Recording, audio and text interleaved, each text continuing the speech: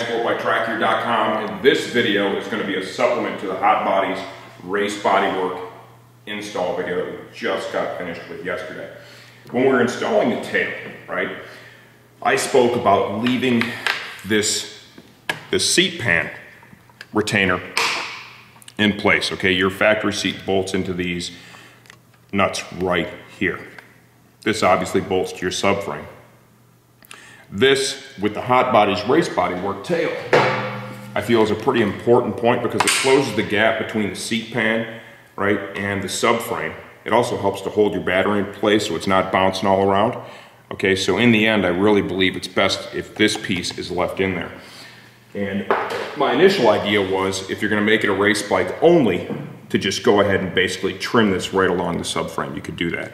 My circumstance is different because this is a test mule that's going from street to track, back to street. We've got a lot of work to do on this bike, so I needed to be able to do both. And I put the tail on with this in place, and honestly, it's a little difficult. You really gotta stretch it quite a bit, and it would be better if you didn't have to. So, playing around with this a little bit more today, what I decided to do was trim this piece, okay, and add 2 fasteners. I'll show you exactly what I did here. In street mode, we would need this upper piece on there because that is what our seat bolts to. So what I did is I drilled through the plastic piece into the subframe and tapped the subframe to accept these fasteners. Stuff I had here, I actually used fasteners that had a little bigger head, a little more surface area. You can see that to hold it nice and tight. Now, we remove the stock ones, okay?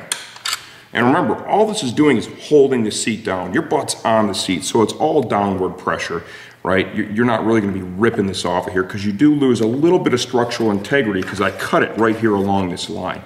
But at the end of the day, there's really no upward pressure on it. So if you're like me and you're gonna take your bike from street to track and, you know, go back and forth a bit with it, this mod, no cost to you whatsoever. You're gonna cut it along this line, okay? Tap these 2 holes, use some fasteners that you have laying around, and now, instead of really having to struggle with that tail, all you have to do is slide it in place like so, and get underneath those bosses, get your piece of trim that we're gonna reuse, and push that up into place.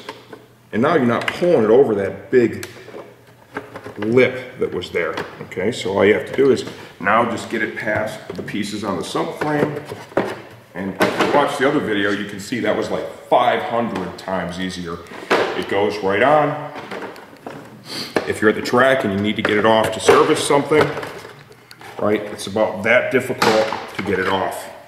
Huge difference, easy to do, no cost, will allow you to go back and forth from street to track with relative ease.